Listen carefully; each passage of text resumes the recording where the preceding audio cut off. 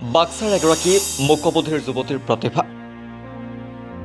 যুৱতীগৰাকীৰ প্ৰতিভাই আকৰ্ষিত কৰিছে বহুজনক।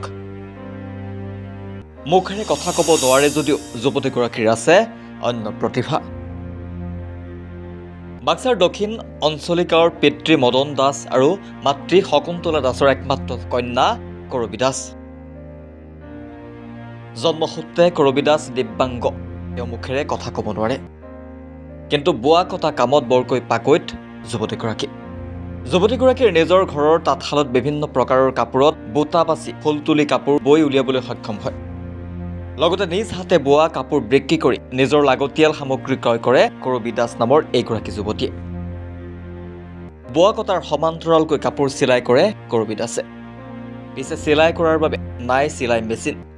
দিন হাজিৰা কৰি পিতৃ মাতৃয়ে সন্তানক কোনোমতে পোহপাল দি আহিছে। দিব্যাংগৰ তৰফৰ পৰা পোৱা নাই কোনো ধৰণৰ আঁচনিৰ সুবিধা। দুখীয়া দৰিদ্ৰ পৰিয়ালৰ সন্তান কৰবী দাসে মাজে সময়ে বেমাৰত ভুগি থকাৰ কথা ব্যক্ত কৰে মাতৃক। চিকিৎসাৰ বাবদ বহুতো ধন খৰচ কৰিছে। ধনৰ অভাৱত সন্তানক এটি মেচিন কিনি দিব পৰা নাই। সেয়েহে কৰবী দাসৰ মাতৃয়ে যুৱতীগৰাকীক এটি চিলাই মেচিনৰ লগতে অসম চৰকাৰৰ মুখ্যমন্ত্ৰী ডক্টৰ হিমন্ত বিশ্ব শৰ্মাক আহ্বান জনাইছে যে যুৱতীগৰাকীক সহায় প্ৰদান কৰক।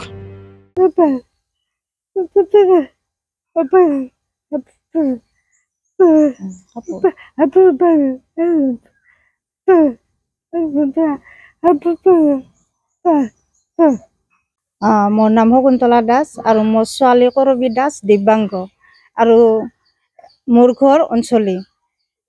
এই দিব্যাংগ ছোৱালীৰ কাৰণে একো বস্তু সা সুবিধা পোৱা নাই আৰু তাই ক্লাছ 9 লগিন গৈছিল।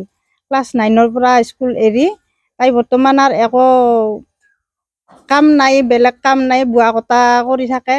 তাৰপিছত যিগিলা থপা চাদৰৰ থপা গুঠে সেইবিলাক কৰে। বৰ্তমান চিলা কামৰো মাথা মাৰি আছে, কিন্তু মই মেচিনটো দিব পৰা নাই। আৰু তাই হাতে দিয়ে কাপোৰ কাটি কেঁচি দি কাটি হাতে দিয়ে চিলা কৰে, ব্লাউজ চিলা কৰে, মোক ব্লাউজ চিলা কৰি দিছে। আৰু তাই বিৰাট ইচ্ছা তাৰমানে চিলাই মেচিনৰ কাৰণে। চিলাই মেচিনটো পালে হয়তো বহুত সুবিধা হয়। তাই চলাৰ কাৰণে হয়তো দিন হাজিৰাটো ওলাই থাকিব। চৰকাৰৰ পৰা একো সা সুবিধা বৰ্তমান পোৱা নাই। অৰুণোদয় আঁচনিটো পাই আছো, তাই পাই অৰুণোদয়টো পাই, বাকী আৰু বেলেগ একো পোৱা নাই তাইৰ সহায় সুবিধা।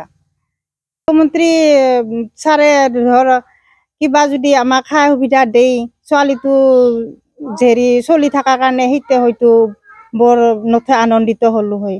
মাক বাপেক বহুত কষ্ট কৰি আমি ছোৱালীটো ডাঙৰ দীঘল কৰিছোঁ। তাৰপিছত অলপ মাজে মাজে বেমাৰ আজাৰ হৈ থাকে, বহুত কষ্টৰে তাৰমানে আৰু বাপেকে দিন হাজিৰা কৰি এনেকৈ চলাই আছে, চিকিৎসা কৰি আছে।